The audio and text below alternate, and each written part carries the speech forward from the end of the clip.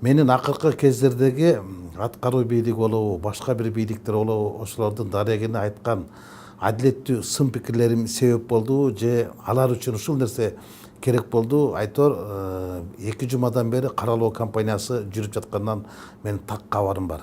Анын артында кимдер тураарын да жакшы билем. Кимдер тапшырма бергенин да жакшы билем. Дагы бир нерсе айтып кетейин десем, 7 күндөн бери Ички иштер министрлигинин 7-чи башкармалык деген кызматы бар. Ошолор уюлдук телефон, байланыш телефондорунда күнү түн угуп аткандан чейин мен жердин шарабандыктан кабарым бар. Артымдан ээрчип жүргөн машиналарга чейин кабарым бар.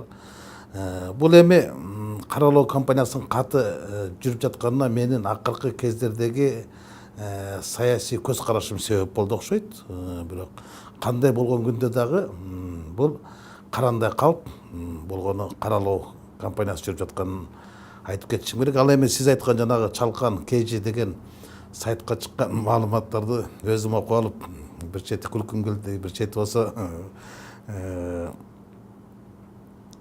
айла жоктон күлөт экенсиң да жазыптыр. Ошо мага күлкүм келген, ошол менин телефонума жөнөтүп атат да, SMS менен жөнөтүп атат. Мындай деп жазыптыр: ошо Воен Антоновка айылында 30 сотук жерге килеген хан сарай салды депчи. Мына мен бардык көрөрмандарга айтып коеюн, ошол жерде эгер мен 30 сотук жеримден далилдеп берсе үйүмдөн, ошонун 20 сотукун ошол айткан кишиге, тапкан киши көрөм.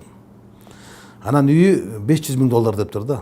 Ошол айткан киши, жазган кишилер мен үйүмдү сатып берсин, мен ошолорго эркекчик сөзүмдү берем, үйүнө $300,000 жеткизип берем.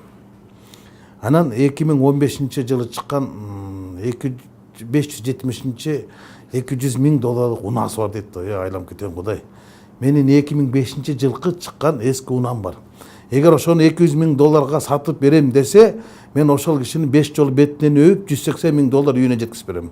Бул дагы менин эркектик сөзүм. Андан башка жазып атпайбы, шаардын ичинде дагы бир хан сарай бар депчи. Ошону тапсын,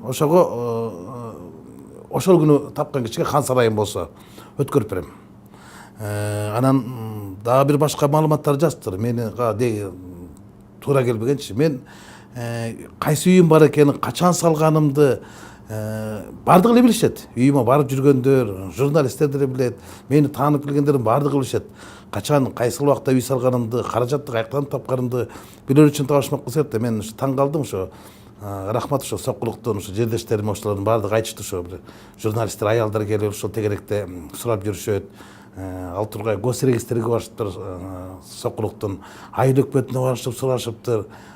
Бизге ушундай айтып берип коет, ушундай маалымат бар. Эми ушунун кимге кереги бар экенин мен түк түшүнбөйм да. Бул каралоо кампаниясында ошо өтө жогорку бийликке жагынайын деген кошоматчылардын алсыз, ары барса акылсыз аракеттери. Анткени алардын менден коркуп отурган нерсеси бар болуш керек. Баягы орустарда айтып коет го, хорошая защита — это атака депчи. Алардын атакага өткөнүн байкап турам да.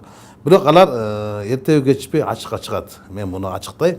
Кимдин тапшырма бергенин, кандай максатта каралоо кампаниясы жүрүп жатканын, мени ким менен кайраштыргысы келип жатканын, муну кандай максатта пайдалангысы келип жатканын мен баарын жакшы билем.